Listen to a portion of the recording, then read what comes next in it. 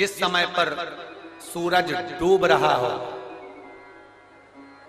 चंद्र प्रकाशित हो रहा हो, दोनों का मेल हो रहा हो, ना तो पूरा सूरज डूबा है, न पूरा चंद्र आया है, ना पूरा अंधेरा है, ना पूरा उजाला है, उस समय को प्रदोष काल कहा गया। उस समय को प्रदोष का समय कहा, प्रदोष काल कहा। अब कई लोग हमसे कहते हैं गुरुजी आप हमको प्रदोष का समय बताया करो कि प्रदोष काल किसको कहते हैं, प्रदोष का समय किसको कहते हैं। अब एक बात हम आप सबसे कहना चाहते हैं, जितने लोग आस्था चैनल पर सुन रहे हैं, जितने फेसबुक यूट्यूब पर सुन रहे हैं और जितने रेवाड़ी की इस पवित्र धरा पर कथा को सुन रहे हैं, आप सबसे एक बात कहना चाहेंगे। अगर हम समय देखकर बताएं आपको कि शाम को 6 बजे, 6:30 बजे, 6:30 पे लेकर 7:30 के बीच में ये समय है, या 5:30 से लेकर 6:30 तक का ये समय है, या हम तुमको बोल दें कि इतनी बजे ये समय प्रदोष काल का रहेगा या इतनी बजे ये समय रहेगा, तो देखिए कभी कभी ठंड का समय आता है तो दिन जल्दी ढल जाता है, कभी कभी गर्मी का समय रहता है तो दिन बहुत लेट ढलता है। इसलिए समय की गणना से मत चलो, आप तो ये अंदाजा लगाकर रखो कि दिन ढल रहा हो, अंधेरा होना शुरू हो रहा है, सूरज डूब रहा हो, चंद्र प्रकाशित हो रहा हो, अंधेरा अपना काम कर रहा है, सूरज ढलता जा रहा है, दिन कम होते चले जा रहा है और अंधेरा थोड़ा बढ़ते चले जा रहा है। इन दोनों का जो मिलन का समय हो, अब वो कितनी भी बजे, आप तो बस उसके मिलन का समय निकाल लो, वही समय प्रदोष काल कहलाता है, वही समय प्रदोष।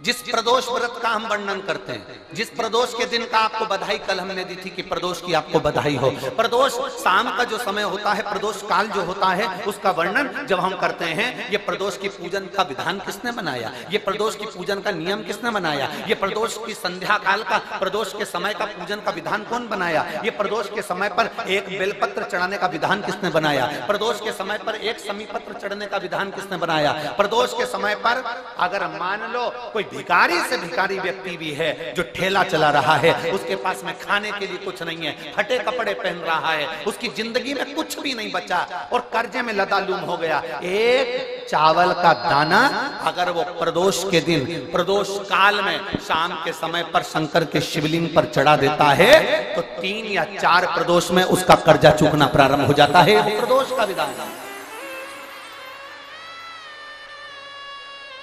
इतना ये प्रदोष का वर्णन करा किसने, इतना प्रदोष की महत्वता बताई किसने,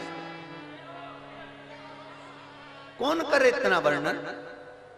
अगर प्रदोष की महत्वता बताने वाला कोई है, इसीलिए मेरे शंकर भगवान माता सती को लेकर कुंभज ऋषि के यहाँ, अगस्त ऋषि के यहाँ कथा सुनने के लिए गए थे, क्योंकि उनके बराबर कोई शंकर के महत्व को बता नहीं सकता और प्रदोष के महत्व को नहीं बता सकता। सती मैया को प्रदोष का महत्व बताने के लिए शंकर सती जी को लेकर कुंभज बाबा के यहाँ गए थे, अगस्त ऋषि के, कि प्रदोष के महत्व को तो जानो सती, तुम प्रदोष के महत्व को तो सती जानो, तुम प्रदोष के महत्व को तो सती पहचानो कि प्रदोष का महत्व क्या होता है, प्रदोष काल का महत्व क्या होता है, प्रदोष के समय का महत्व क्या होता है। मेरी जीजियों, प्रदोष का इंतजार भी मत करा करो कि प्रदोष का दिन आएगा या प्रदोष का दिन आएगा तो हम गला पकड़ रहा है बाबा, प्रदोष का दिन आएगा तो हम भगवान शंकर को प्रदोष के समय में, शाम के समय पर हम बेलपत्र, शमीपत्र, चावल समर्पित करेंगे। आप तो प्रयास करा करो, कभी अगर मौका मिल जाए तो प्रदोष काल में, प्रदोष के समय पर एकांतेश्वर शिवलिंग मिल जाए, कहीं एकांत में कोई शंकर भगवान का शिवलिंग मिल जाए, एक बेलपत्र लो, उसके ऊपर एक शमीपत्र रख लो, एक चावल का दाना रख लो, अपने मन की बात बाबा से कहकर श्री शिवाय नमस्तुभ्यम बोलकर शंकर भगवान की अशोक सुंदरी वाली जगह पर स्पर्श कराकर वही समीपत्र, वही अक्षत का दाना, वही बेलपत्र शंकर भगवान के शिवलिंग पर उसको समर्पित कर दो। समर्पित करते समय ये जो डंडी का मुख है, ये जहां जलाधारी होती है, पानी बहता है, उस ओर डंडी का मुख होना चाहिए। जिधर पानी बह रहा है उधर से करो।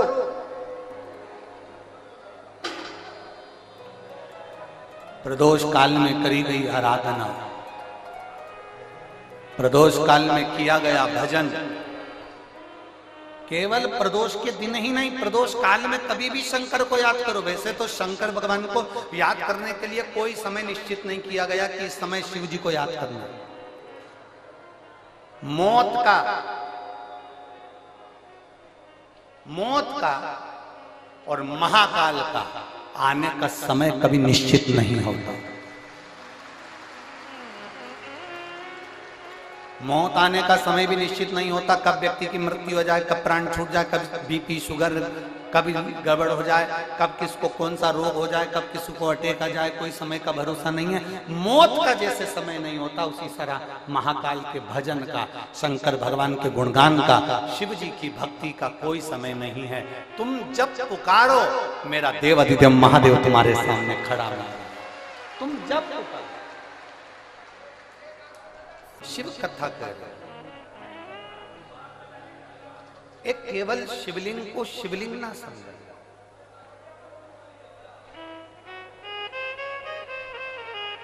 अगर एक छोटा सा भी शिवलिंग आपके घर में विराजमान है तो समझ लें कि वो बड़ा सा बड़ा हॉस्पिटल तुम्हारे घर में विराजमान है। छोटा सा शिवलिंग नहीं है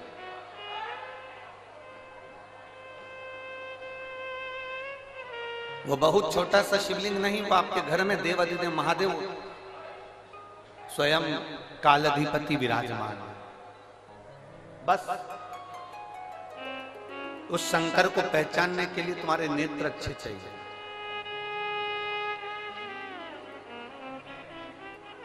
सब्जी बनाने से पहले, आलू बनाने से पहले आलू को धोते हो कि नहीं धोते हो? जम के बोलो जरा।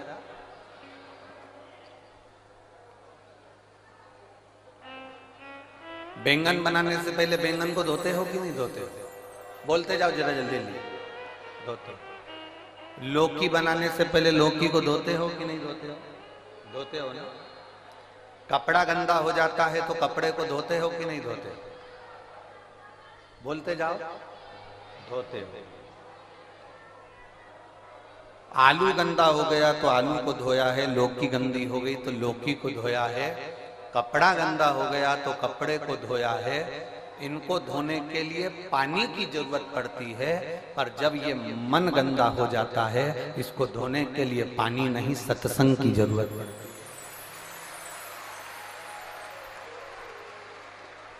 जब ये मन भटकने लगे, जब यह मन तुमको लगने लगे कि ये भटक रहा है, ये केंद्रित नहीं हो रहा, ये भगवान की विरल भक्ति की ओर जा नहीं रहा, तब इसको कहीं शिव पुराण की कथा में ले जाकर बिठा। तब इस मन को भगवान शंकर की कथा में ले जाकर बिठा दो और मन को भगवान शंकर की विरल भक्ति में डुबाने का प्रयास करो। फिर यह मन भटकेगा नहीं।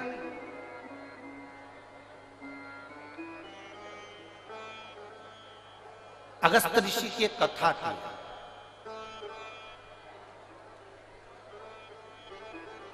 अगस्त ऋषि का एक संवाद आता है कि जिन अगस्त ऋषि को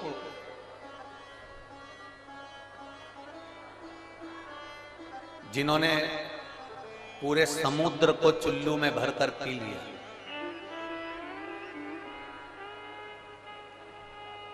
जिन अगस्त बाबा के दरवाजे पर भगवान शंकर माता सती को लेकर कथा सुनने के लिए जाते हैं। रामचरितमानस में अगस्त ऋषि का संवाद आता है, स्कंद पुराण में अगस्त ऋषि का संवाद आता है, शिव महापुराण में अगस्त ऋषि का संवाद आता है, विष्णु पुराण में अगस्त ऋषि का संवाद आता है। जिन अगस्त ऋषि को कुंभज ऋषि भी कहा गया, जिनके दरवाजे पर भगवान शंकर माता सती को ले जाकर कथा सुनवाने के लिए पहुंचते हैं, वो अगस्त ऋषि का जन्म कैसे हुआ?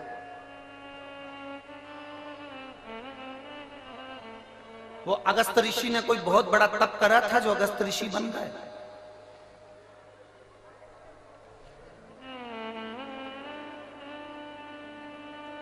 वो अगस्त ऋषि ने बहुत बड़ी तपस्या करी थी जो अगस्त ऋषि बन गए? अगस्त ऋषि का जन्म कैसे हुआ? जो भगवान शंकर को सती जी के साथ में बिठाकर कथा सुना रहे हैं, वो अगस्त ऋषि पृथ्वी पर पैदा कैसे हो गए? उनका जन्म कैसे हो गया? ऐसा कौन सा पुण्य अगस्त ऋषि ने कर दिया जो वो भगवान शंकर को कथा सुना रहे हैं? ऐसा कौन सा पुण्य अगस्त ऋषि ने कर दिया, कुंभज ऋषि ने कर दिया जो माता सती को कथा सुना रहे हैं? अगस्त ऋषि ने, कुंभज ऋषि ने ऐसा कौन सा पुण्य कर दिया जो समुद्र को चुल्लू में भरकर पी गए? अगस्त ऋषि, कुंभज ऋषि ने ऐसा कौन सा पुण्य कर दिया जिसके बल पर वो देवताओं के हित के लिए कार्य करने लगे? और जब सारे असुर, सारे राक्षस समुद्र के अंदर छुप जाते हैं तो वो समुद्र के जल को पीकर असुरों को पेट में ही मार देते हैं।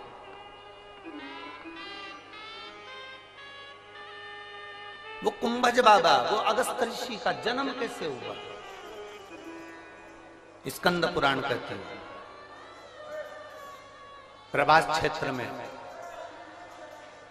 स्कंद पुराण कहती है प्रभास क्षेत्र में एक भगवान शंकर का बड़ा सुंदर शिवालय है जिसका नाम वैश्वानरेश्वर है।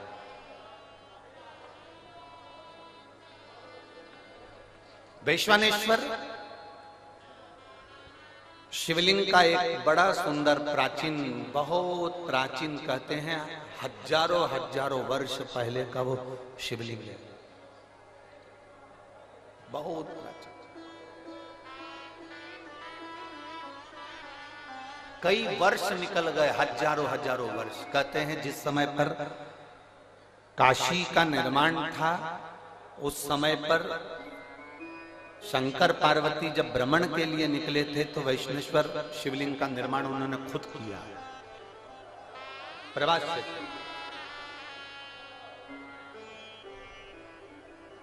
उसी शिवलिंग के मंदिर के गर्भगृह में, उस मंदिर के अंदर एक तोता रहता था, एक मिट्ठू,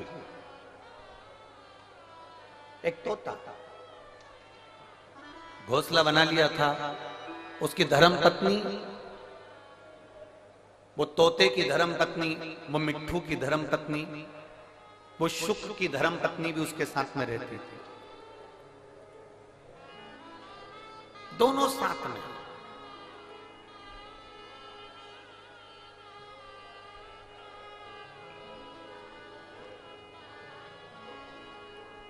रोज प्रतिदिन वो तोता, वो शुक्र, वो पक्षी उड़कर जाता, घास का एक तिनका उठाकर लाता और अपना घोंसला बनाता जाता। वो तोती, वो शुक की पत्नी, वो भी जाती, घास का एक तिनका उठाकर लाती और अपना घोंसला बनाती रहती। पति पत्नी ने दोनों ने मिलकर घोंसला तैयार करा, घूमते आते जाते, बस वो एक तिनका उठाकर लाते और घोंसला तैयार करते, और घोंसला तैयार करते करते करते करते उस घोंसले में रहना चालू कर दिया उन्होंने। मंदिर में एक घोंसला बना लिया, शंकर के शिवलिंग के उस मंदिर में उन्होंने घोंसला बनाया, और वो पक्षी, वो तोता अपनी पत्नी के साथ में उसमें रह रहा है। अब दोनों घूमने जाते हैं, दोनों आते हैं और वहां बैठ जाते हैं। समय बीता, दोनों के प्राण छूट गए, दोनों मर गए, दोनों के प्राण छूटे। और प्राण छूटने के बाद वो जब तोता तोती मरे, मरने के बाद यम की कैद में जब वो चढ़े, धर्मराज ने उनका निर्णय किया। धर्मराज से किसी ने कहा कि ये तोता तोती मरे हैं, ये पक्षी मरे हैं, ये पक्षी मरे हैं, तो इनका अगला जन्म किसका होगा। इतने में धर्मराज ने कहा कि इन्होंने अपनी पूरी जिंदगी अपना घोंसला बनाने में निकाल दी, अपना घर बनाने में निकाल दी, इसलिए इनको स्वर्ग नहीं मिलेगा, इनको अच्छा जन्म नहीं मिलेगा, इनको नरक फेंक दिया जाएगा। इतनी देर में वहीं से नंदी पर बैठकर मेरे देवाधिदेव महादेव निकल कर जा रहे थे, जो कालाधिपति थे।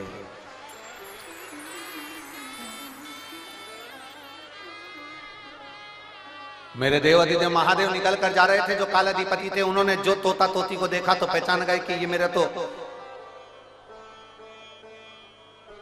वैष्णवेश्वर, मेरे शिवलिंग के पास में इन्होंने घोंसला बनाया था और ये मेरे शिवलिंग के आसपास में परिक्रमा करते थे। जब भी उड़कर आते थे मेरे शंकर के मंदिर में चारों तरफ घूम के फिर अपने घोंसले में जाते थे। मंदिर में आते थे, फिर घूमते थे, फिर घोंसले में जाते थे, फिर घूमते थे, फिर घोंसले में जाते थे। ये पक्षी घूम घूम कर मेरी परिक्रमा करता था। शंकर भगवान ने कहा यह कोई साधारण पक्षी नहीं है, इसने मेरे शिवलिंग की परिक्रमा करी है, मेरे शिवलिंग के आसपास घूमा है, इसलिए साधारण मनुष्य नहीं बनेगा, ये साधारण जीव नहीं बनेगा, ये नरक का भोग नहीं भोगेगा, ये पृथ्वी पर जाकर एक ब्राह्मण और ब्राह्मणी के रूप में जन्म लेगा और साधारण जीव ये जन्म नहीं होगा। और महाराज इसकी पत्नी का नाम लोपामुद्रा होगा और ये जो पृथ्वी पर जन्म लेगा ये साधारण मनुष्य नहीं होगा, इसका नाम अगस्त ऋषि होगा। अगस्त ऋषि। अब जरा विचार करिएगा, शंकर भगवान के शिवलिंग के ऊपर चारों तरफ घूम रहा है, तो पक्षी अगस्त ऋषि का जन्म पा लेता है।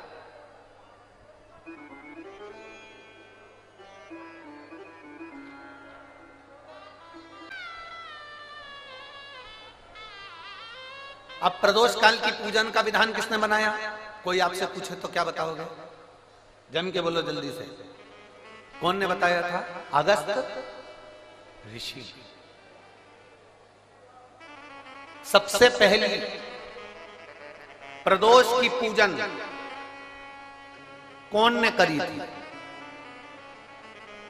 अब कोई आपसे पूछे तो आपको उत्तर देना है। 12 ज्योतिर्लिंग में से एक ज्योतिर्लिंग है ओमकारेश्वर। कौन सा ज्योतिर्लिंग है? सब बोलो। ओमकारेश्वर। बिंद नामक पर्वत पर वो ज्योतिर्लिंग विराजमान। एक बार देवऋषि नारद भ्रमण करते करते बिंद पर्वत पर आ गए। अब नारद जी का तो काम तुमको सबको मालूम ही है ना। नारद जी का काम तो मालूम है ना सबको। क्या काम है उनका? दुनिया के लोग कहते हैं नारद जी का काम है चुगली करने का, पर शिव महापुराण की कथा कहती है नारद जी का काम चुगली करने का नहीं है। नारद जी का काम किसी व्यक्ति को अग्नि प्रज्वलित कर कर, किसी व्यक्ति में आग प्रज्वलित कर कर, किसी व्यक्ति के हृदय को जलाकर भगवान की भक्ति को प्रकट करने की सामर्थ्यता देवऋषि नारद। लोग कहते हैं नारद जी का काम चुगली करने का है, लोग कहते हैं नारद जी का काम निंदा करने का है। निंदा करने का नहीं, निंदा के माध्यम से भगवान की भक्ति प्रकट करना। किसी के अंदर इतनी जलन उत्पन्न कर देना कि वो तप करने बैठ जाए, किसी की इतनी बड़ाई कर देना कि वो भगवान की भक्ति से जुड़ जाए। ये देवऋषि नारद का काम। दुनिया के लोग, दुनिया के कथाकार कहते हैं कि देवऋषि नारद निंदक है, देवऋषि नारद चुगलखोर है, देवऋषि नारद निंदा करते हैं। ये दुनिया के लोगों ने एक पक्ष देखा। अगर दूसरा पक्ष देखते तो मालूम पड़ता कि देवऋषि नारद निंदक नहीं है। देवऋषि नारद जो देवऋषि नारद हैं वो चुगलखोर नहीं है। देवऋषि नारद अपनी वाणी से किसी के अंदर अग्नि उत्पन्न कर कर उसको इतना अंदर से जला देते हैं कि वो भगवान को प्राप्त करने के लिए फिर कुछ ना कुछ प्रयास कर ही लेता है। जब जब देवऋषि नारद ने निंदा करी, जब जब देवऋषि नारद ने चुगली करी, तब तक देवता को प्रकट होना पड़ा।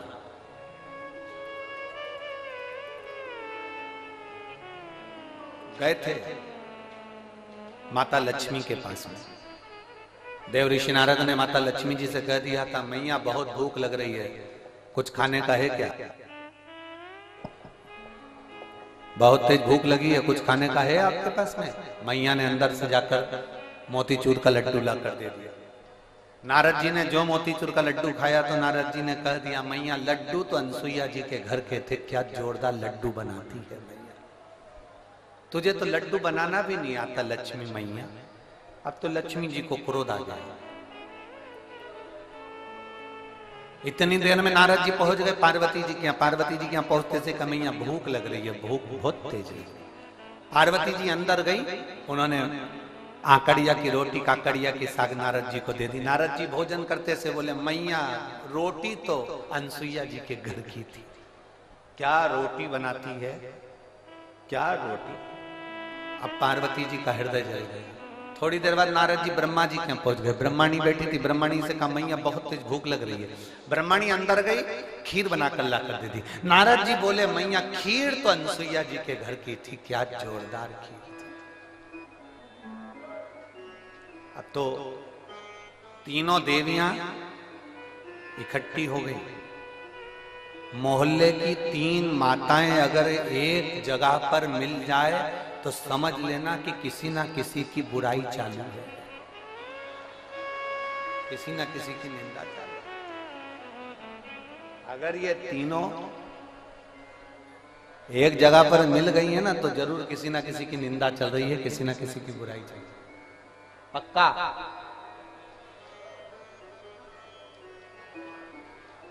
इकट्ठी हो गई।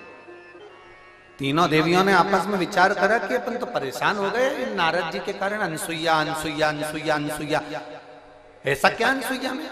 अपने अपने पतियों को परीक्षा लेने भेज दो।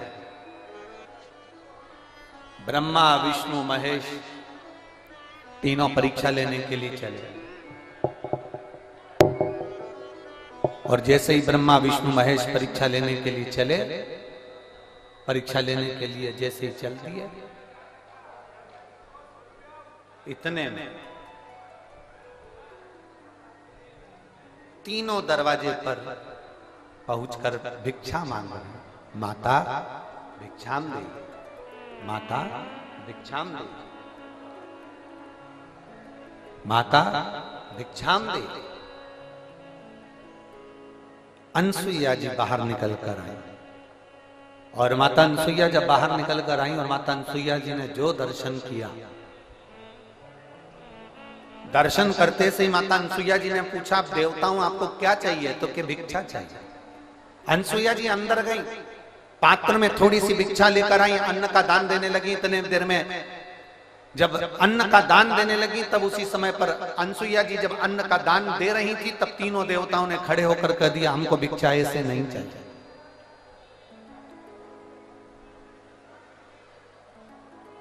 हमको ऐसी भिक्षा नहीं चाहिए।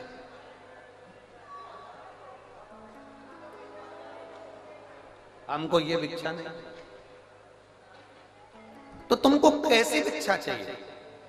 ब्रह्मा विष्णु महेश ने कहा, क्योंकि इनको देवियों ने कहा था कि जब भिक्षा मांगने जाना तो अनसुईया जी से कहना कि वस्त्र उतार कर भिक्षा देने के लिए, वस्त्र।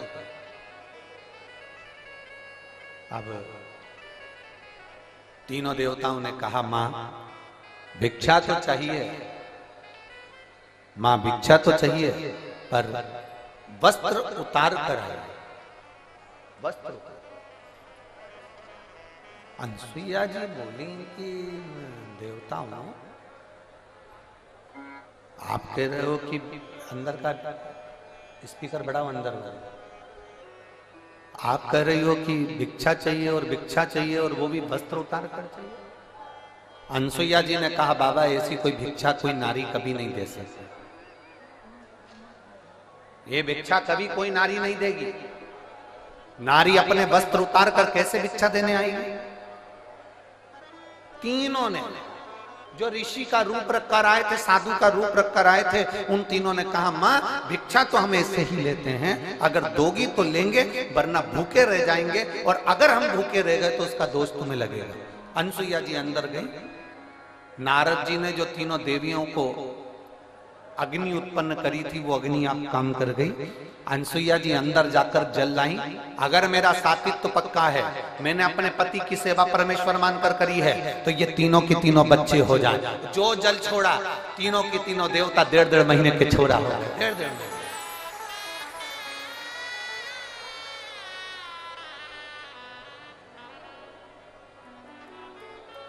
अंत ऋषि तो थे।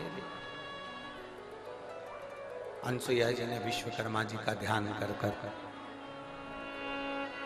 चंदन का पल्ला बनवाया, रेशम की डोरी लगवाई, तीनों देवताओं को उसमें विराजमान कर दिया। तीनों देवताओं को उसमें विराजमान कर दिया।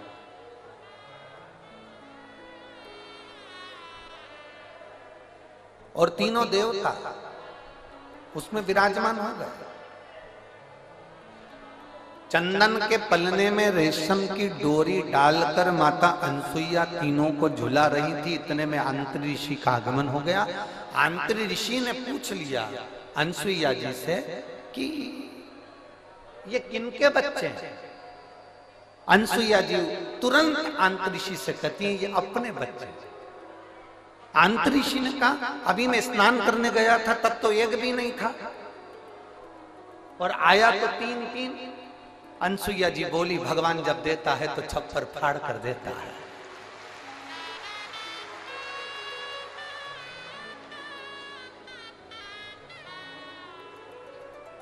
और माता अनसुईया ने डाल दिया पालना, बन करके झूल रहे 3 देवता। झूल। अब नारद जी का काम देखिए। दुनिया के लोग कहते हैं नारद निंदा करते हैं, दुनिया के लोग कहते हैं नारद चुगली करते हैं। अगर नारद नहीं होते तो चंद्र प्रकट नहीं होते, अगर नारद नहीं होते तो दुर्वासा प्रकट नहीं होते, अगर नारद नहीं होते तो दत्तात्रेय भगवान प्रकट नहीं होते, अगर नारद नहीं होते।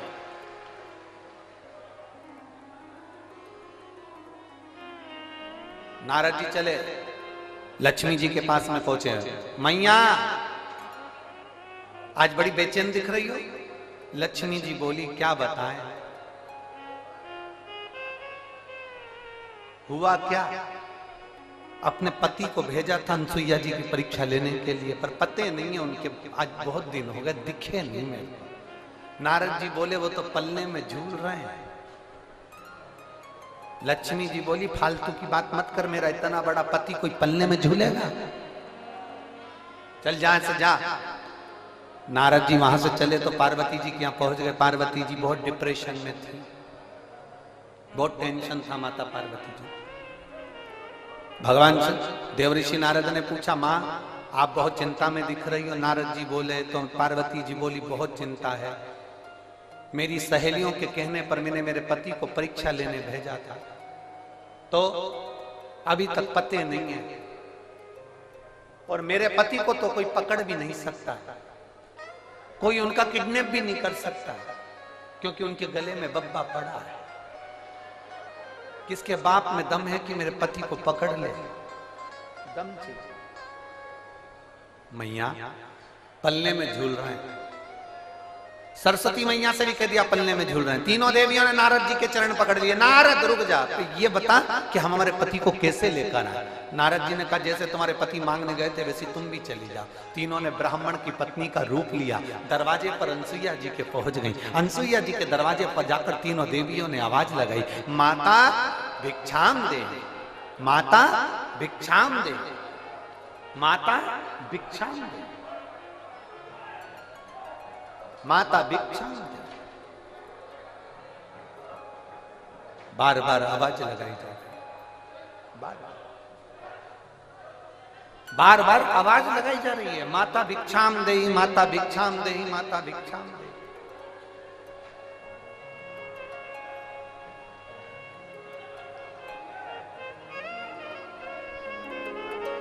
बार बार आवाज लगाई। और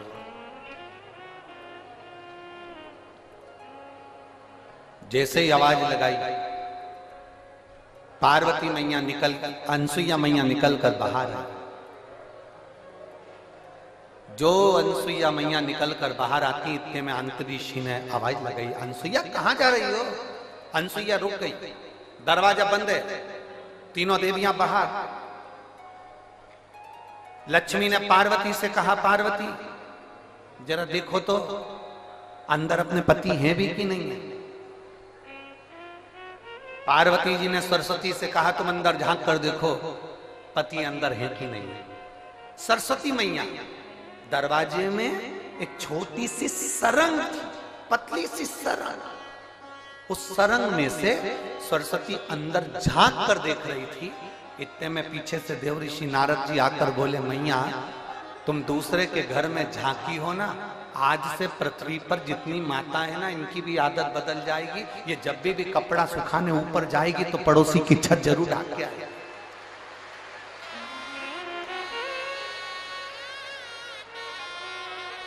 ए मैया, होली पे दिवाली पे अपने यहाँ पर पपड़िया बनी कि नहीं बनी, गुजिया बना कि नहीं बना, मठरी बनी कि नहीं बनी, चकली बनी कि नहीं बनी, अपने घर पर अचार डला कि नहीं डला, अपने घर पर कुछ काम हुआ कि नहीं हुआ, इनको कोई मतलब नहीं रहेगा। पड़ोसी क्या जरूर देखेगी तूने क्या बनाया, उससे जरूर। दिवाली पर अपने यहाँ रंगोली डली कि नहीं डली से मतलब नहीं है, पर पड़ोसी की रंगोली जरूर देखेगी उसने कौन सी बनी। क्योंकि मां आप झांकी हो, आप झांकी हो, इसलिए ये गुण आ जाएगा। जब सुना, थोड़ी देर बाद माता अनसुईया जी ने दरवाजा खोला। जैसे दरवाजा खोला, तीनों देवियां चरणों में पड़ गईं। तीनों देवियां। अंतऋषि ने अनसुईया जी से पूछा, ये कौन है? अनसुईया जी बोली, ये अपनी बहुएं हैं। अंतऋषि बोले, बेटे इत्ते से बहु साथ साथ हाथ। इतने में तुरंत अनसुईया जी ने तीनों से कहा, तुम्हारे ससुर जी हैं, पांव पड़ो, पांव पड़ो जल्दी से। तीनों देवियों ने अंतऋषि के चरण छुए। अंतऋषि ने अनसुईया जी का हाथ पकड़ा और एक कोने में ले जाकर पूछा, अनसुईया पागल हो गई है? बेटे इत्ते से और बहू लिया साथ साथ हाथ की, तुझमें अक्ल वकल नहीं है क्या? बिल्कुल भी। इतने से बच्चे की कोई शादी करते हैं जो इतनी बड़ी बड़ी बहुएं लेकर आ गई। इतने में अनसुईया जी बोली अपने पति से, स्वामी आजकल की बहुएं कमाता हुआ पति मिल जाता है, लेकर के अलग हो जाती हैं। हमने कैसे पाल पोस कर बड़ा करा हम जानती हैं, अब बड़ा करेगी तब मालूम पड़ेगा, ले जा।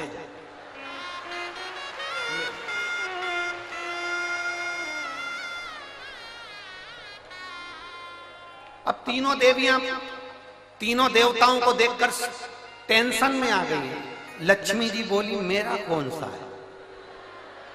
और पार्वती जी बोली, मेरा कौन सा है? सरस्वती जी की, मेरा कौन सा है? तीनों एक एक बच्चे को उठाती हैं, घुमा घुमा के देखती हैं।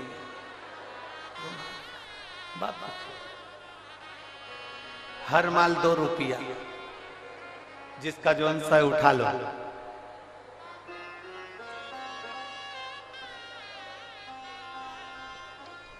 अब उठाएं किसको? लक्ष्मी जी सबसे पहले बोली कि देखो, सबसे पहले मैं विद्वान भी हूं और चतुर भी हूं, और मैं अपने पति को छांट सकता हूं। जो ज्यादा विद्वान होता है, जो ज्यादा चतुर होता है, सब्जी के ठेले पे वही सड़ी हुई भिंडी लेके आता है।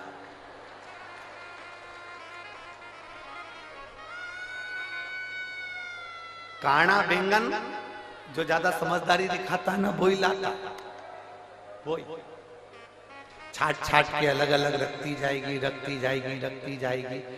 सब्जी वाला इससे ज्यादा चतुर होता है, उसने कर रख ले तू अलग, छाट छाट के रख। इसने जैसी अलग छाट के रखा, थैली में भरा, भरने के बाद थैली इधर बाजू में रख दी, और जो सड़ा हुआ था उसकी थैली उसके हाथ में टिका दी।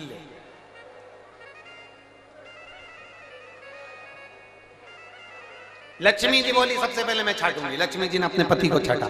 जो छाटने बैठी लक्ष्मी जी तो भगवान ब्रह्मा जी को उन्होंने अपनी गोदी में उठा लिया और ब्रह्मा जी को गोदी में उठाकर बोली ये मेरे पति हैं। उनको जो हाथ में लिया इतनी देर में तो अनसुईया जी को हंसी आ गई। अनसुईया जी को हंसी आई। उन्होंने कहा रुको इन तीनों को वापिस सुलाओ। जमीन पर सुलाया। अनसुईया जी ने हाथ में जल लिया। अगर मेरा पतिव्रता धर्म प्रबल है, मेरा सातित्व पक्का है तो मैं जल छोड़ती हूँ, ये तीनों के तीनों बड़े हो जाएं। तीनों बड़े हुए। उन्हीं के अंश अवतार चंद्र, दुर्वासा और दत्तात्रेय भगवान प्रकट।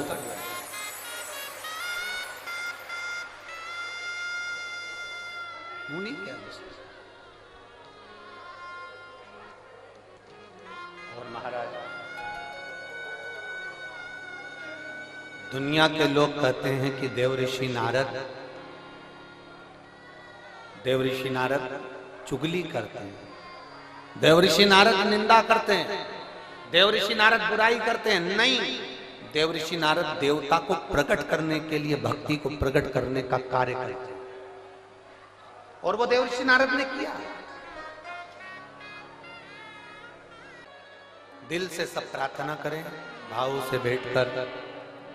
जिनको श्री शिवाय नमस्तुभ्यम आता है वो उच्च स्वर में यहां तक आपकी आवाज पहुंचे, इस भाव से बोले।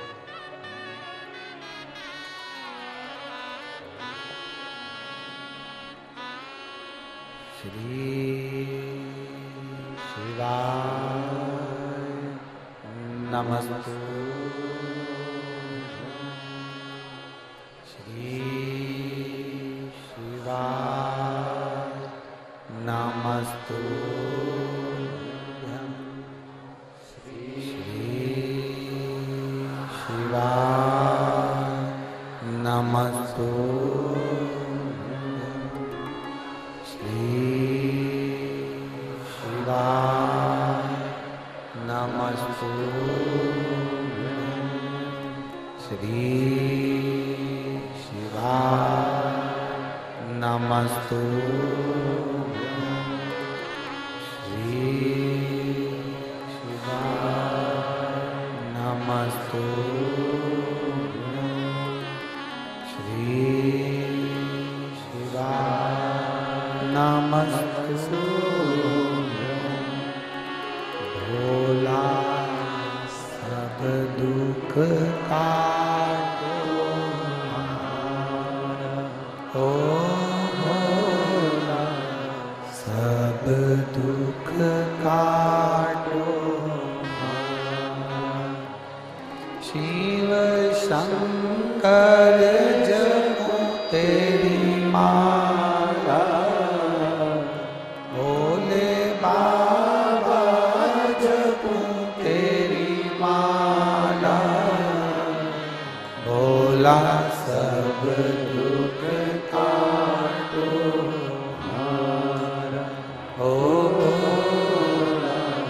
सब दुख काटो। वेश मंगलकारी, वेश मंगलकारी। शमशान वासी हमारा, शमशान वासी हमारा। ओ भोला सब दुख काटो हमारा। ओ भोला सब दुख काटो हमारा। शिव कथा कह रही है, भगवान शंकर का संवाद कर रहा है। शिव महापुराण की कथा कर रही है। देवऋषि नारद विंध्य पर्वत के पास में जाकर कहते हैं, विंध्य तुझ में और सुमेरु पर्वत में बहुत अंतर है। विंध्य तू इतना विशाल नहीं है जितना सुमेरु पर्वत विशाल है। अब विंध्य पर्वत को तो क्रोध आ गया। जब विंध्य पर्वत को क्रोध आया तो विंध्य पर्वत ने विचार करा कि अब कुछ भी हो जाए, मुझे इतना ऊंचा बनना है, इतना ऊंचा बनना है कि देवता तक मेरा पर्वत की श्रृंखला पहुंच जाए। अब मुझे इतना ऊंचा जाना है, अब मुझे इतना ऊंचा पहुंचना। विंध्य ने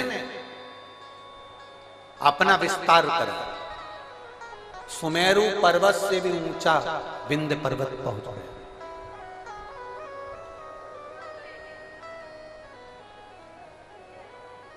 सूर्य के अश्व चलते चलते थोड़ा अंधेरा हो रहा था। सूर्य अपना प्रकाश कम कर रहे थे और उस समय पर जाकर सूर्य के अश्व को विंध्य पर्वत के घोड़ों ने, विंध्य पर्वत के शिखर ने सूर्य के घोड़ों को रोक दिया, अश्व को रोक दिया। बहुत सावधानी से सुनना, यह कथा अभी तक हमारे मुखाग्रविंद पर कभी नहीं आई, परंतु ये प्रदोष की सबसे पहली पूजन, प्रदोष काल में सबसे पहली पूजन प्रदोष की कौन ने करी थी और कब करी गई थी, वो कथा चल रही। यदि कोई आपसे पूछेगा तो आप भी बता सकते हो कि हमने ये कथा ऐसे ऐसे प्रदोष की श्रवण करी।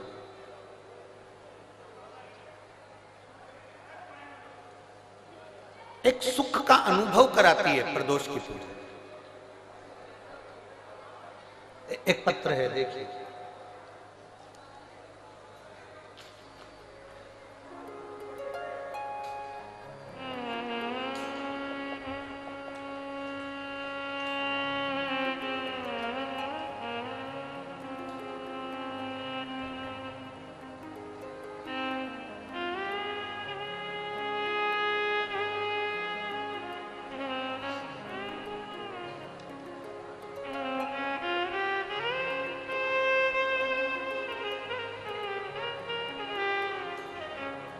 मेरा नाम अंशु, मैं अंशु हूं। मैं गाजियाबाद उत्तर प्रदेश की रहने वाली हूं। कहीं बैठी हो तो हाथ हिला सकती हूं। मेरा नाम अंशु है, आशु है। मैं गाजियाबाद उत्तर प्रदेश की रहने वाली हूं। कहीं बैठी हो तो हाथ हिला सकती हूं। उत्तर प्रदेश गाजियाबाद से आई हूं।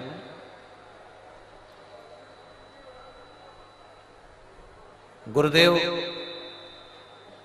मेरी छोटी बेटी के जन्म के बाद मेरी छाती से दूध बहना बंद नहीं हुआ। जब मेरी छोटी बेटी का जन्म हुआ, जन्म होने के बाद से मेरी छाती से दूध बहता रहा। ऐसा कोई डॉक्टर नहीं जिसका हमने इलाज नहीं करवाया, पर वो दूध बहना बंद नहीं हो रहा था, लगातार दूध बहता ही जा रहा था। अब 1 महीना, 2 महीना, 4 महीना, 6 महीना, 8 महीना, 10 महीना इंतजार करा, पर दूध बहना बंद ही नहीं हुआ। तब हमने दिल्ली के एम्स हॉस्पिटल में जांच कराई और जांच में मालूम पड़ा कि मेरी छाती में कैंसर हो गया और मुझे कैंसर बता दिया गया और सर में ब्रेन ट्यूमर बता दिया गया। अब डॉक्टर ने कहा कि कैंसर तो तुमको हो गया है और ब्रेन ट्यूमर भी है, पर इसका ऑपरेशन बहुत जरूरी है। 16 मार्च 2024 ऑपरेशन की तारीख दी गई। आज कौन सी मार्च चल रही है? जम के बोलिए। 23 मार्च 2024। 16 मार्च 2024 ऑपरेशन की तारीख दी गई और जैसे ही हमको 1 महीने बाद की जो तारीख दी गई, हम जब फरवरी में उनको दिखाए तो उन्होंने हमको 16 मार्च 2024 की तारीख दी और 1 महीना हमको दिया गया कि ये ब्रेन ट्यूमर का और कैंसर का ऑपरेशन सर्जरी आपको कराना है।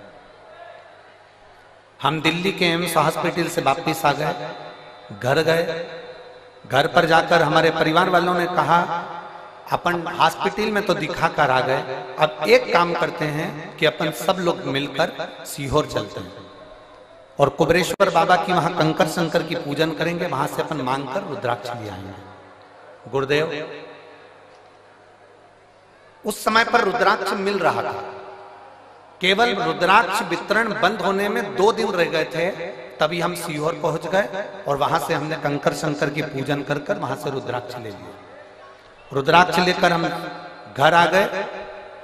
20 दिन लगातार उस रुद्राक्ष को पानी में गलाया, शिवजी को चढ़ाया और उस पानी को पीना प्रारंभ करा। एक बेलपत्री शंकर जी को चढ़ी हुई खाना प्रारंभ किया। शंकर जी के मंदिर में झाड़ू पोछा लगाना प्रारंभ किया। दूसरी बार हम एम्स के हॉस्पिटल में 16 मार्च के दिन ऑपरेशन के लिए हम दिल्ली पहुंच गए। हम दिल्ली जब 16 मार्च के दिन ऑपरेशन के लिए गए, हमारी वापस जांचें प्रारंभ हुई और जांच प्रारंभ होते से हमने बाबा से बस प्रार्थना करी थी, बाबा अगर मेरी रिपोर्ट नहीं ला जाएगी ना, मेरा ऑपरेशन नहीं होगा ना, तो जहां भी तेरी कथा होगी मैं वहां पहुंच जाऊंगी। बाबा की ऐसी कृपा हुई गुरुदेव। हम एम्स हॉस्पिटल में पहुंचे 16 मार्च के दिन। एम्स हॉस्पिटल में हमें ऑपरेशन की तारीख दी गई और हम जांच कराने के लिए जैसे ही अंदर गए, डॉक्टर ने हमारी रिपोर्ट देखकर आश्चर्य में पड़ गया कि तुम्हारा कैंसर तुम्हारे शरीर में नहीं है और तुम्हारा कैंसर समाप्त हो चुका है। मैं बाबा को नमन करने के लिए यहाँ पर आई हूँ। मेरे बाबा ने मुझे बचा लिया और मेरे शरीर में कैंसर नहीं निकला। जिस डॉक्टर ने मुझे कैंसर बताया था उसी ने बाद में मना कर दिया। मैं बाबा को धन्यवाद देने। कहीं बैठी हैं क्या? अगर कहीं बैठी हो, आशु नाम है इनका, गाजियाबाद उत्तर प्रदेश की रहने वाली हैं, जिनका मोबाइल नंबर ये है। शिव तत्व। एक पत्र और है,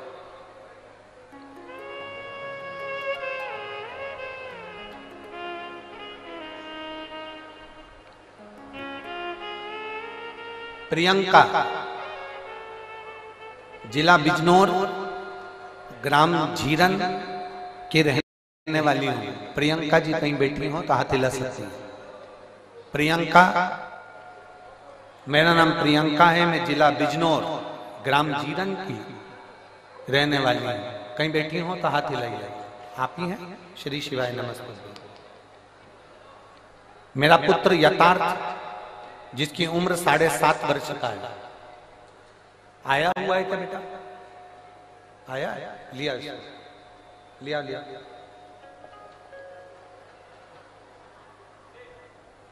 मेरा पुत्र यथार्थ 7.5 वर्ष का है। 6 मार्च 2023 को अचानक स्कूल में इसको उल्टी होने लगी और स्कूल में जब उल्टी होने लगी तो हमने नजदीक के हॉस्पिटल में भर्ती कराया। जांच में पता लगा कि बच्चे की पित्त की थैली में पथरी है और हम पेन क्रिया में सूजन है, जिसके कारण बच्चे को पेन क्रिया का अटैक हुआ है। यह देखते हुए हमने डॉक्टर को बच्चे को देहरादून हायर सेंटर के लिए रेफर कर दिया। जब देहरादून के हार्ट सेंटर में हम बच्चे को लेकर पहुंचे, 15 दिन इलाज करने के बाद छुट्टी करके घर भेज दिया। तब 7 दिन के बाद बच्चे को सीधे पांव में, सीधी टांग में बहुत भयंकर दर्द उठा। जब सीधी टांग में दर्द उठा, हम बच्चे को लेकर देहरादून उसी अस्पताल में पहुंचे। दोबारा जांच करने पर पता चला कि बच्चे को ब्लड कैंसर हो गया है। एक्यूट ल्यूकेमिया ब्लड कैंसर नामक एक बीमारी से ग्रसित हो गया। गुरुजी, जब यह सुनकर हम बहुत दुखी हो गए, तब डॉक्टर ने सलाह दी कि हमारे यहाँ पर बीमारी के डॉक्टर उपलब्ध नहीं है। इस बच्चे को जोक वाला कैंसर हुआ है, इस कैंसर की बीमारी के हमारे पास डॉक्टर नहीं है। आप देहरादून से इसको ले जा सकते हैं। आप बच्चे को आगे के इलाज के लिए दिल्ली ले जाओ। सर, गंगाराम अस्पताल के लिए हम बच्चे को दिल्ली लेकर आ गए। वहां पर हमने बोन मेरो टेस्ट कराया और बीमारी क्लियर हो गई कि इसको वो बीमारी है और कैंसर की बीमारी के कारण बस ये बच्चा तकलीफ में आ गया। अब करें तो करें क्या? डॉक्टर ने कहा दवाई देकर देखते हैं, अगर ठीक हो जाए, थोड़ा बहुत अंतर आ जाए तो ठीक है, नहीं तो ये बीमारी, इसको जो कैंसर हुआ है इसका इलाज सरल नहीं है। बच्चे की स्थिति में सुधार होना बहुत कठिन हो गया। जब बच्चे की स्थिति में सुधार नहीं आया तब हमने पशुपतिनाथ का व्रत करना प्रारंभ करा और पशुपतिनाथ का व्रत करते करते ही बच्चे को ना जाने कितनी समस्याएं सामने आकर खड़ी हो गई। कहीं उसका बीपी गड़बड़ हो रहा है, कहीं उसका दिमागी दौरा पड़ने लगा, शुगर का लेवल गड़बड़ हो गया, उसको डेंगू हो गया। पशुपति व्रत तो चल ही रहे थे गुरुजी, और उसके साथ में बच्चे को ये तकलीफें और बढ़ गई। अब करे तो करे क्या? इतने घबरा गए। हमने सोचा था कि बच्चे को पशुपति व्रत करेंगे तो थोड़ा सा रोग समाप्त होगा, पर इसको तो बीपी भी हो गया, दिमागी दौरा भी गड़बड़ हो गया, शुगर का लेवल भी गड़बड़ हो गया, डेंगू भी हो गया और इसको बार बार हॉस्पिटल में भर्ती कराना पड़ रहा था। पर हिम्मत नहीं हारी गुरुदेव। आप कहते हो ना बाबा कुछ ना कुछ अच्छा जरूर करेगा और बाबा जरूर सुनेगा। हमने फिर वापिस पशुपति व्रत करा और व्रत करते करते हम सीहोर चले गए और सीहोर जाकर कुबरेश्वर धाम का रुद्राक्ष लेकर आए और वहां से कंकर शंकर की पूजन कर कर एक कंकर को उठा लाए। हम रुद्राक्ष गलाकर शंकर जी पर जल चढ़ा देते, बेलपत्री बच्चे को खिला देते।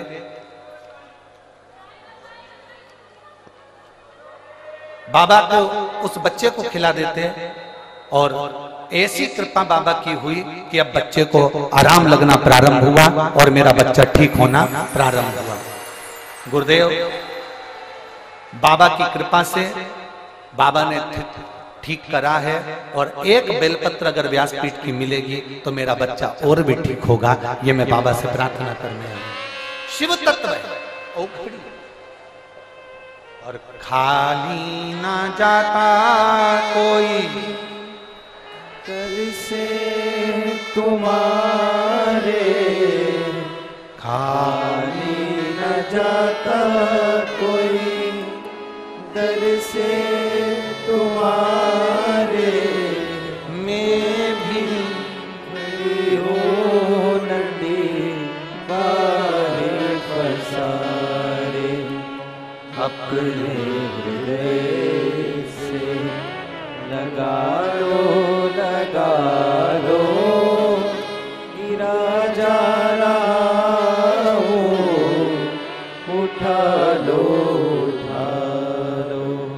भोले अपने दर से अब तो ना डालो, गिरा जा रहा हूँ, उठा लो।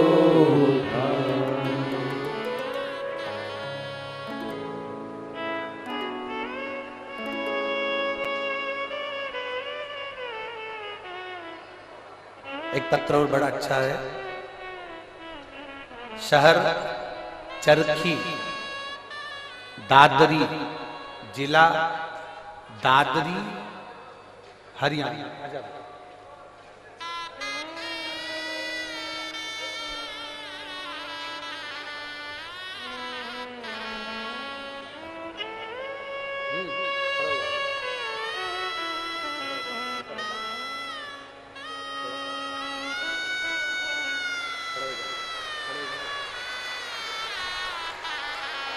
ठीक है शंभू बोलो श्री शिवाय, श्री शिवाय नमस्ते।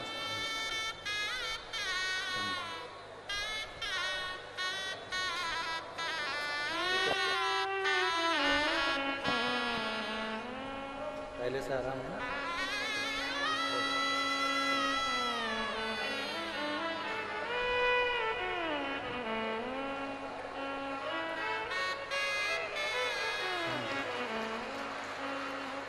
शहर चरखी, दादरी जिला दादरी हरियाणा, नाम ओमपति, फोन नंबर मेरा ये है। कहीं बैठी हो तो हाथ हिला सकते हैं, कहीं बैठे हो तो हाथ हिला सकते हैं। आप ही ने लिखा है, एक बार हाथ हिला दो। श्री शिवाय नमस्ते। शहर चरखी, दादरी जिला दादरी हरियाणा, ओमपति, फोन नंबर ये है। मेरे भाई के लिए गुरुदेव मैं वर्णन करना चाहती हूं। शिव बाबा का क्या वर्णन करूं। मेरे भाई को 2023 से कैंसर हो गया है। उसका इलाज जिंदल हॉस्पिटल हिसार में चल रहा है। नाक में कैंसर हुआ, नाक का ऑपरेशन करवाया, फिर गले में कैंसर हो गया। गले में कैंसर हुआ। 2 साल से मैं आपकी कथा सुन रही हूं। मैंने मेरे भाई से कहा कि अगर डबल से कैंसर हो रहा है तो तू सीहोर जा, रुद्राक्ष ला और उस रुद्राक्ष को पानी में गलाकर शिव जी को चढ़ाकर पीना प्रारंभ कर। मैं मेरे भाई की तरफ से यहाँ पर दंडवत करने के लिए, प्रणाम करने के लिए आई हूँ, कथा सुनने के लिए आई हूँ। हम लोग रुद्राक्ष लेने के लिए सीहोर चले गए और वहां से रुद्राक्ष लेकर आए। जब रुद्राक्ष लेकर आए, भाई की एक रिपोर्ट, एक ऑपरेशन और डॉक्टर ने बोल दिया था वो कराना था, जो कि 12 मार्च 2024 को वो ऑपरेशन होना था। हमने बाबा से प्रार्थना करी, अगर बाबा आप संभाल लोगे तो मैं कथा सुनने के लिए पंडाल में जाऊंगी। मेरे भाई की जब दूसरी रिपोर्ट हमने जब जिंदल हॉस्पिटल में दिखाया तो 12 मार्च के दिन रिपोर्ट में आया कि इसकी सारी रिपोर्ट नील है और ये बालक अब ठीक हो गया है, इसका कैंसर समाप्ति का। एक बार हाथ हिला दो बहन, बधाई आपको। इसके लिए एक बेलपत्र ले जाओ, आ जाओ आ जाओ, एक बेलपत्र इसके लिए ले जाओ। शिव है वो घड़ी और खाली ना जाता कोई दर से तुम्हारे, खाली न जाता कोई दर से तुम्हारे, मैं भी खड़ी हूँ बाएं पसारे, अपने हृदय लगा लो गिरा जा रहा हो, उठा लो भोले अपने दर से, अब तो न टालो गिरा जा रहा हो, उठा लो। एक शिव भक्ति को जगाइए।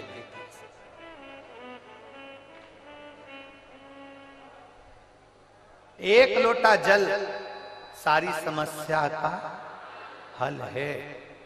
जिस दिन विश्वास से, भरोसे से, दृढ़ता से आप शंकर जी के मंदिर में एक लोटा जल चढ़ाने लगोगे,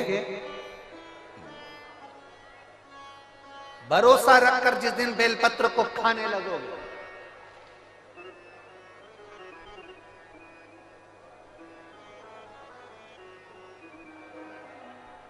जिस दिन बेलपत्र को खाने लगोगे,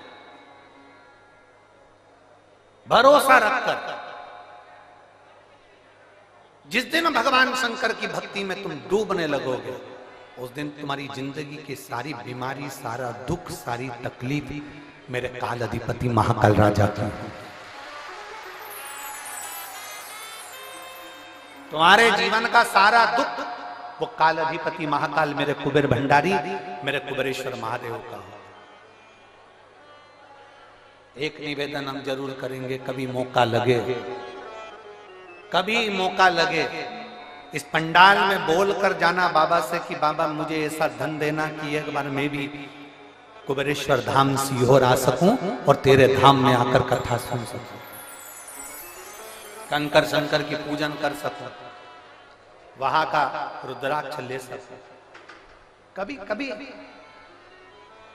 और जरूरी नहीं है कि वहां का रुद्राक्ष केवल बीमारी के लिए काम आता है ना, कभी जिंदगी में कुबेरेश्वर धाम जाना और रुद्राक्ष मांग कर लेकर आना। और हम तो कहेंगे जितने कथा सुनने वाले हैं सारे श्रोताओं से निवेदन करेंगे, लाल धागे में उस रुद्राक्ष को अपने गले में धारण कर कर रखो, जिंदगी में कभी हार नहीं होगी, आगे बढ़ते ही जाओ। चाहे महिला हो चाहे पुरुष हो, चाहे महिला हो चाहे पुरुष हो, गले में रुद्राक्ष होना जरूरी है, पहनो। कई लोग कहते हैं हम तुलसी की माला पहनते हैं, रुद्राक्ष पहन सकते, क्यों नहीं? किसने मना करा? कौन से शास्त्र में लिखा है, कौन सी वेद में लिखा है, कौन से पुराण में लिखा है कि तुलसी को पहनने वाले रुद्राक्ष नहीं पहन सकते, या रुद्राक्ष को पहनने वाले तुलसी नहीं पहन सकते?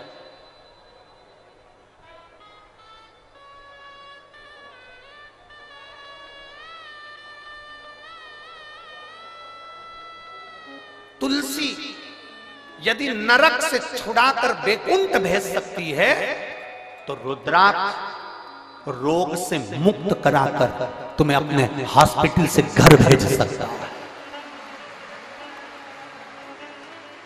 एक रुद्राक्ष, और वो रुद्राक्ष नहीं है, वो मेरा शंभु है, वो मेरा शंकर, मेरा ओघड़ी, मेरा त्रिकालदर्शी, मेरा कैलाशी, मेरा विनाशी।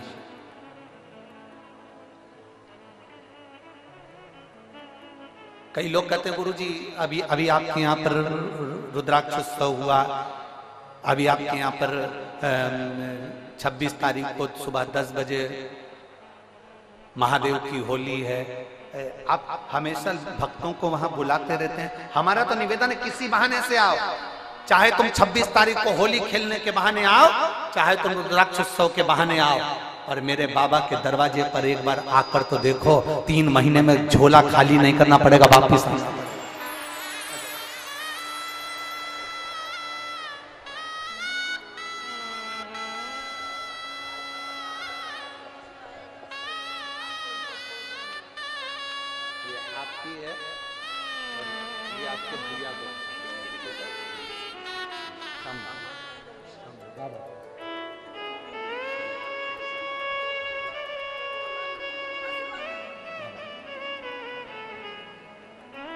एक बार आप किसी भी बहाने से पर कुबेर भंडारी के दरवाजे पर आओ। अगस्त बाबा तो काशी में निवास कर रहे हैं, देवऋषि नारद ने लगा दिया, विंध्याचल पर्वत ने अपनी आकृति बढ़ाई, सुमेरु से ऊंचा होने के लिए सूर्य नारायण भगवान का रथ रुक गया, दिन ढल रहा था, अंधेरा हो रहा था, उसी समय पर सूर्य के रथ रुक गया। समझ में नहीं आ रहा सूर्य देवता को करूं क्या। वो प्रदोष काल था, वो प्रदोष का समय था, वो प्रदोष की घड़ी थी, वो प्रदोष का पल था, जिस समय पर सूर्य ढल रहा था और रात्रि हो रही थी। दोनों का मिलन होते समय अश्व रुक गए। विंध्य पर्वत ने सूर्य के अश्वों को रोक दिया, आगे नहीं बढ़ पा रहे थे। सूर्य करे क्या? तब सूर्य देवता ने एक बच्चे का रूप रख लिया।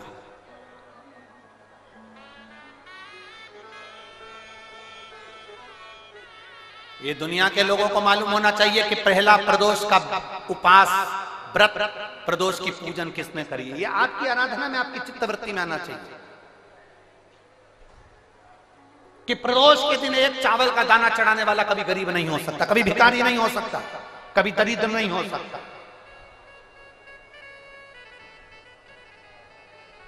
जब तक मालूम नहीं होना तब तक आप भटको। और जिस दिन तुम्हारा विश्वास शिव महापुराण पर हो जाए ना, जिस दिन तुम्हारा विश्वास शंकर जी की कथा पर हो जाए, और इतनी लाखों की संख्या में आप लोग आए हो, लाखों की संख्या में आप लोग आए हो, और करोड़ों की संख्या में लोग टीवी पर कथा सुन रहे हैं, करोड़ों की संख्या में, देश और विदेश में। एक निवेदन करूंगा, पूरे जितने चैनल वाले कथा सुन रहे हैं और जितने यहां कथा सुन रहे हैं,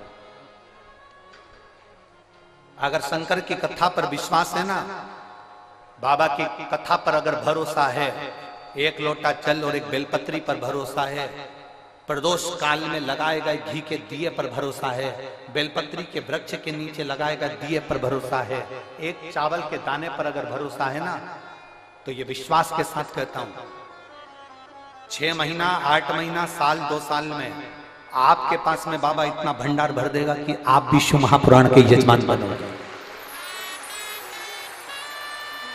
आप भी ये शिवपुराण का हम सुनील जी को धन्यवाद दे रहे थे कल भी कि सुनील जी कह रहे थे गुरु जी ऐसा आशीर्वाद दे दो कि हर साल 2 साल में कथा करवाते रहे। हमने सुनील जी से कहा सुनील जी शंकर भगवान की कथा का सबसे बड़ा एक फल है और एक नियम है कि जो इस कथा को करवा लेता है ना वो लाइन लगाकर फिर खड़ा हो जाता है कि एक कथा हमें वापस मिले। ये नियम है इस कथा का। भटिंडा पंजाब में अमरजीत सिंह जी ने कथा करवाई, वो 2 बार खबर कर चुके कि वापिस कथा दो हमारे पंजाब के लिए। अभी कथा कर आए सिरसा तारा बाबा की कुटिया में, वहां कांडा परिवार ने कथा करवाई, उन्होंने फिर आकर कह दिया कथा दीजिए। सुनील जी हम आपको भी कहते हैं, आप तो अभी बोल रहे हो कि कथा दीजिए, पर बाबा की कृपा ये नियम है कथा का। जो एक बार जजमान बन जाता है मेरा बाबा उसको इतना देना चालू करता है। और केवल जजमान से मतलब नहीं है, जो दिल से पंडाल में बैठकर दिल से सुन ले, 5 दिन की हो 7 दिन की हो, आसन लगाया वहीं पर सो रहा है, वहीं बैठ रहा है, वहीं खा रहा है। दुनिया के संत बाहर तप करते हैं, तुम यहाँ बैठकर शौचालय के लिए भी जाना है ना तो 50 बार विचार करते हो, जाऊंगी ना तो अंदर कैसे आऊंगी, वॉशरूम जाऊंगी तो कैसे आऊंगी। पानी ज्यादा नहीं पीते हो क्योंकि मेरे को वॉशरूम जाना पड़ेगा, ज्यादा खाते नहीं हो कि मुझे शौचालय के लिए जाना पड़ेगा। बार बार तुम अपनी इंद्रियों को कंट्रोल में रखते हो। जो एक संत साधु सन्यासी तपस्वी साधक उपासक कुंभ के मेले के जो संत पर्वतों पर बैठकर जो संत साधना करते हैं, वो साधना शिव महापुराण के पंडाल में बैठकर मेरी माता और मेरे भाई करते हैं। आप इतना भोजन नहीं करते कि आपको बार बार शौचालय के लिए जाना पड़े, आप इतना पानी नहीं पीते कि आपको बार बार वॉशरूम के लिए जाना पड़े। आप अपने शरीर को अपनी इंद्रियों को केंद्रित कर कर रखते हो, क्योंकि जाऊंगी ना इतना बाहर निकल कर जाऊंगी तो वापिस आने में टाइम लगेगा, मैं कथा छूट जाएगी, जगह कोई ले जाएगा। अपनी इंद्रियों को कंट्रोल में कर रहा। इतना तो कोई साधु नहीं कर सकता, इतना तो कोई संत नहीं कर सकता, इतना तो कोई सन्यासी नहीं कर सकता। संत साधु सन्यासी तपस्वी कई वक्ता कथाकार जिनसे एसी के रूम नहीं छूटते, जिनसे 4 व्हीलर गाड़ियां नहीं छूटती, वो भी इतना सन्यासी का जीवन नहीं जी सकते जितना आप जी रहे हो, जितना आप जी रहे हो।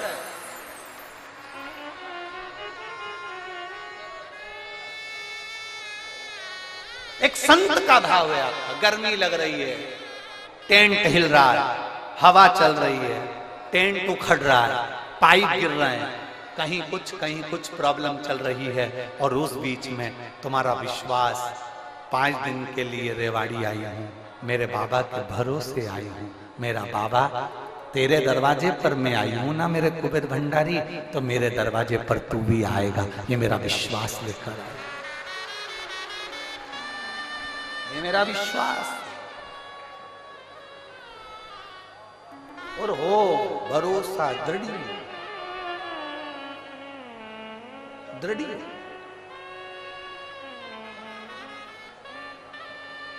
वो कहते हैं ना, तुझसे मिलने के लिए तेरी कसम,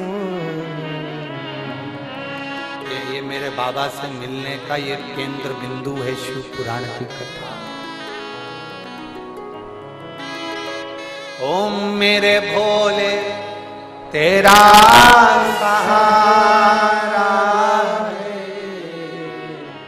मेरे भोले तेरा सहारा है, मेरी नैया का तू किनारा है, मेरी नैया का तू किनारा।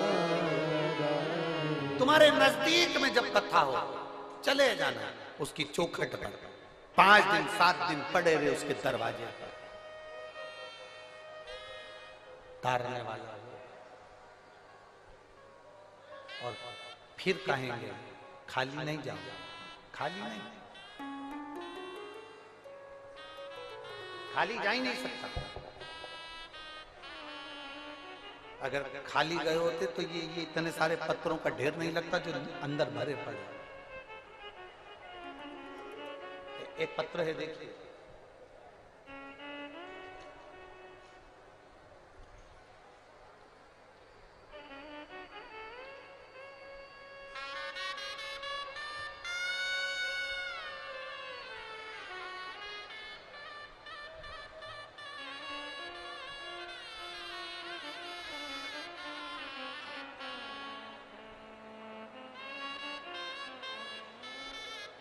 विष्णु कुमार मिसोदिया, मैं धोबी समाज से हूं। पत्नी पिंकी देवी, नीम का थाना, राजस्थान से आया। कहीं बैठे हो तो हाथ हिला सकते हैं, हाथ हिलाओ एक बार।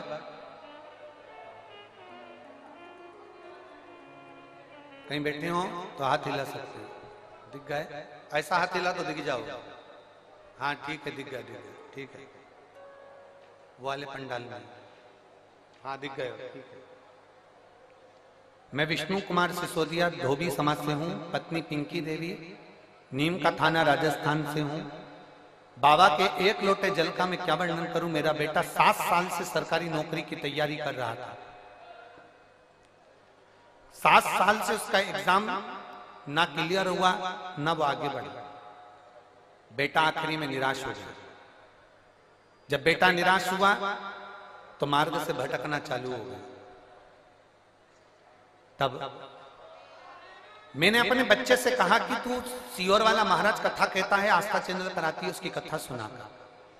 मेरा बेटा कहता है ऐसे तो ढेर सारे महाराज आते हैं कथा कहने वाले, महाराजों का तो काम ही है कथा कहना, उनकी कथा से क्या करना, तू कथा तो सुन। मेरे बेटे ने पहली बार कथा सुनना प्रारंभ करा। 7 साल से एग्जाम दे रहा है पर किसी में क्लियर नहीं हुआ। तब मेरे बेटे ने आपकी कथा पर भरोसा कर शंकर जी के मंदिर में 1 लोटा जल चढ़ाना प्रारंभ करा।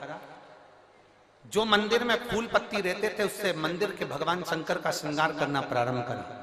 आज मैं बाबा को धन्यवाद देने के लिए आई हूं। जिस बेटे का विश्वास कभी देवता के प्रति नहीं था, आज आपको इतना मानता है क्योंकि उसका दिल्ली पुलिस में उसका सिलेक्शन हो गया और बाबा की कृपा से उसका ज्वाइनिंग लेटर आ गया।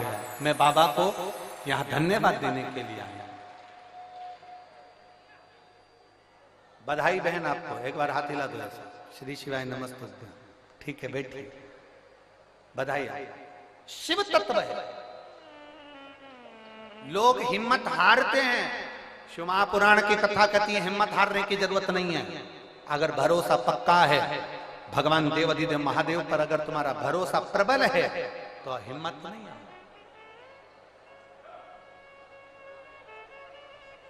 क्यों हिम्मत?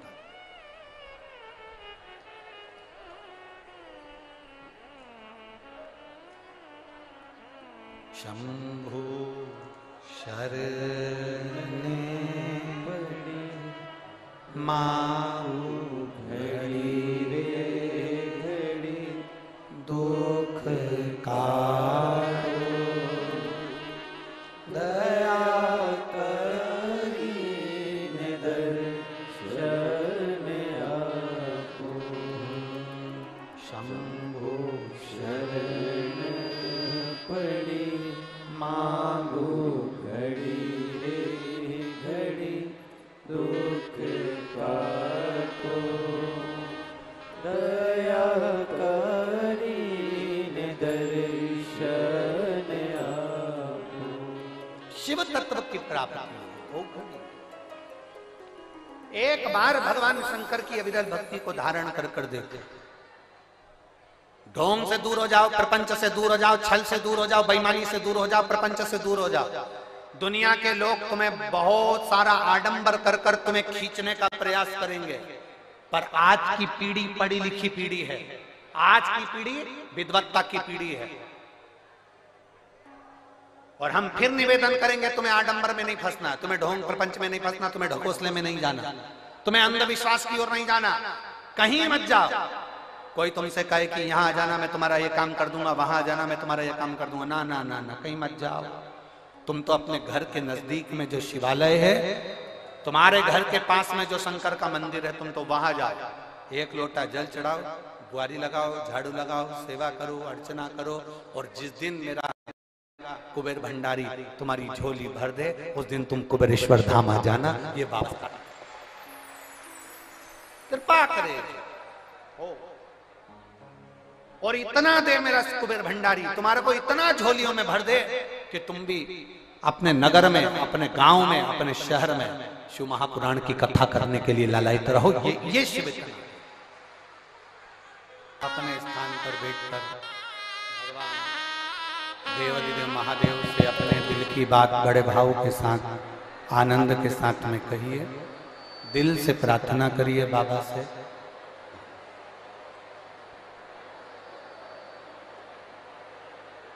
जहाँ जगह मिले वहाँ बैठकर भगवान शिव से अपने मन की बात भाव के साथ बैठकर बोलिए। जितने कार्यकर्ता खड़े हैं वो भी बैठकर प्रार्थना करें, क्योंकि बार बार कोई रेवाड़ी में कथा तो हो नहीं रही। बाबा ने मौका दिया है, बैठकर प्रार्थना करें, विनय करें।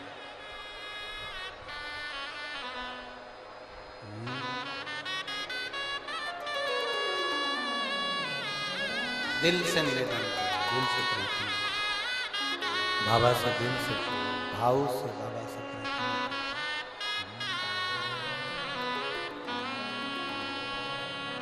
श्री शिवाय नमस्तुभ्यं।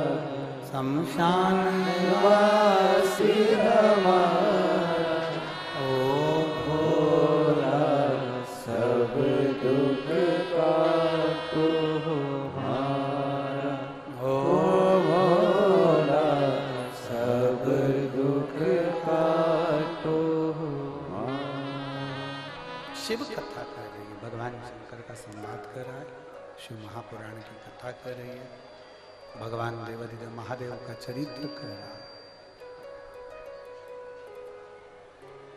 विंध्य में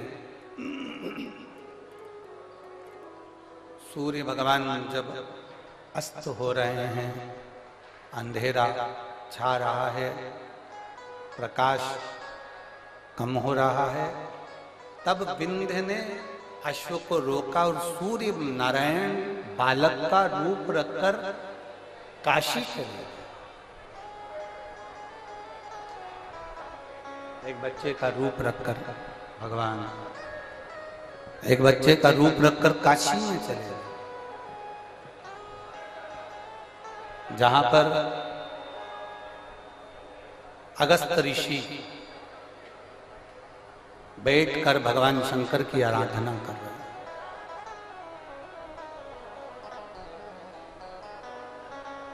जिस जगह पर अगस्त ऋषि बैठकर भगवान शंकर की आराधना कर रहे हैं,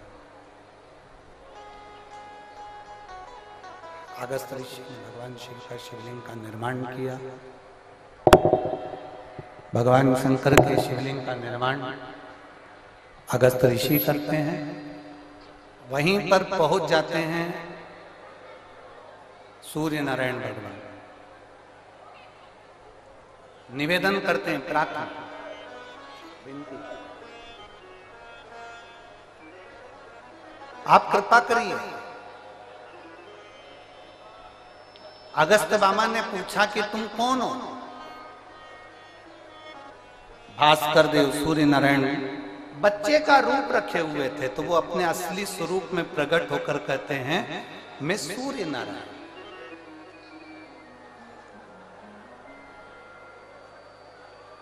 ना तो मैं प्रकाशित हो रहा हूं और ना मैं डूब रहा हूं। एक प्रदोष का समय, प्रदोष काल में मुझे अटका दिया उस विंध्य ने।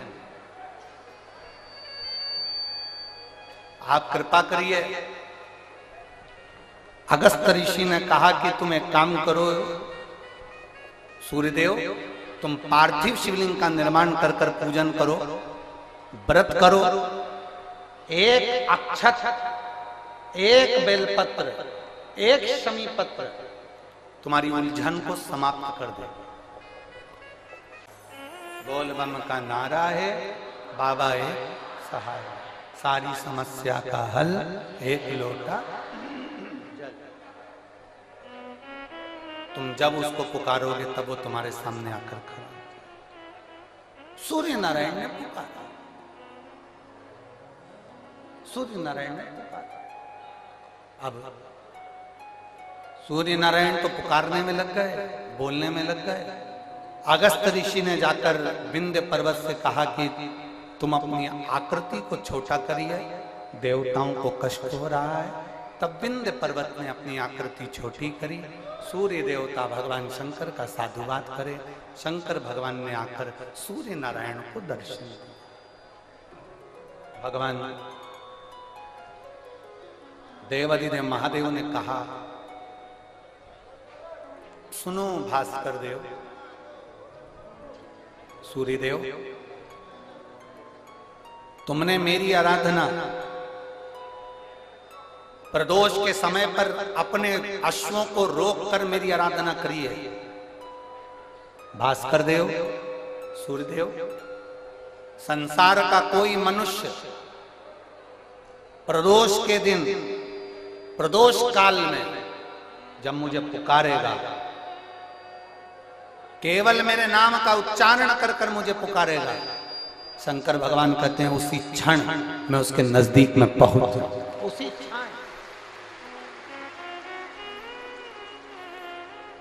अकाल मृत्यु वो मरे जो काम करे चंडाल का, काल उसका क्या बिगाड़े जो भक्त हो महाकाल का। जो शंकर की आराधना करने वाला है, शिव की उपासना करने वाला है, शंकर का गुणगान करने वाला है, शिव की स्तुति करने वाला है, उसका बाल बांका नहीं होता। 12 ज्योतिर्लिंग का चरित्र श्रवण कराते हुए तुमरुका जी चंचुला देवी से कहते हैं, चंचुला,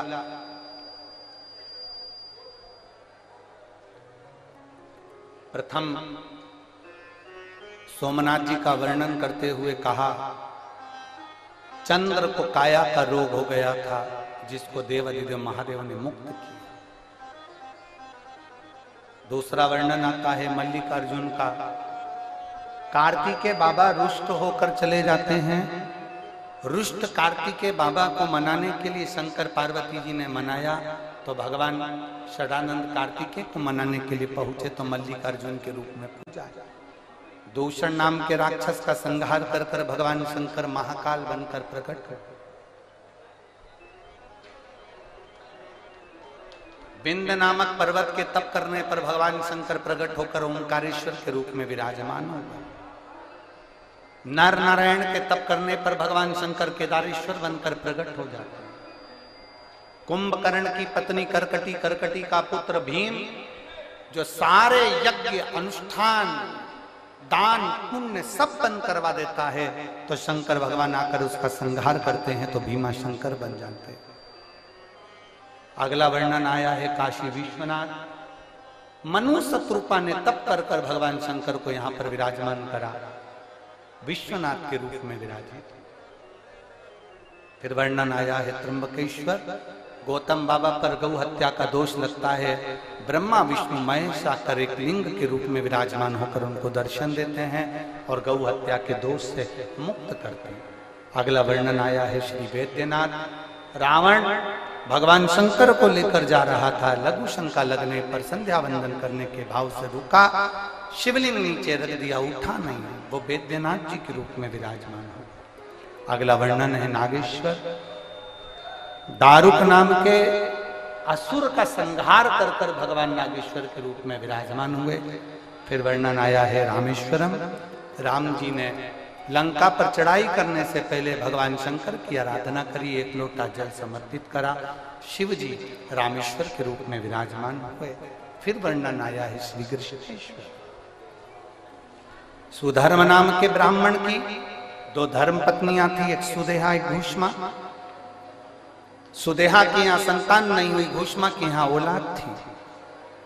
सुधर्म ने घूष्मा से कहा कि तुम्हारे गर्भ से अगर औलाद हो गई है तो ये औलाद तुम सुदेहा को दे दो, तुम्हें दूसरी औलाद हो जाए। सुदेहा को संतान दे दी। सुदेहा ने संतान को पाल पोस कर बड़ा करा, उसका विवाह कर दिया। उसका विवाह होने के बाद बहू आ गई। बहू को मालूम पड़ा कि मेरी असली सास तो घूष्मा है। सुदेहा को पूछना बंद कर दिया। सुदेहा को क्रोध आ गया, अपने बेटे के तलवार से टुकड़े कर कर कपड़े में बांधकर तालाब में फेंक दिया। घूष्मा ने 1 महीना हो गया था अपने बेटे को नहीं देखा, 1 हफ्ता हो गया बेटे को नहीं देखा, अपने बच्चे का दर्शन नहीं कर पाई।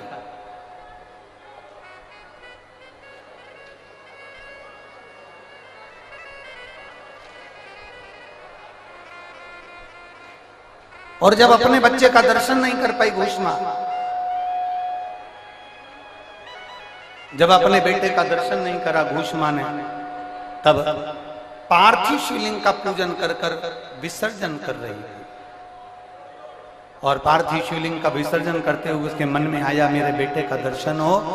बाबा देवादिदेव महादेव ने उसके बेटे को, मरे हुए बेटे को वापिस जीवित करा और शिवजी कृष्णेश्वर महादेव के नाम से विख्यात। ये 12 ज्योतिर्लिंग का चरित्र जब तुमरुका जी कह रहे हैं, चंचुला देवी का पति बिंदुक प्रेत योनि से मुक्त हो जाता है, चंचुला खंड सौभाग्यवती होकर पति के धाम को चली जाती है। शिव महापुराण की कथा कहती है, भगवान देवादिदेव महादेव की ये 5 दिवसीय शिव कथा तुमरुका जी कहते हैं, देवादिदेव महादेव अपने मस्तक की बेलपत्र उतार कर शिव पोथी को समर्पित करते हैं। देवादिदेव महादेव से प्रार्थना करिए,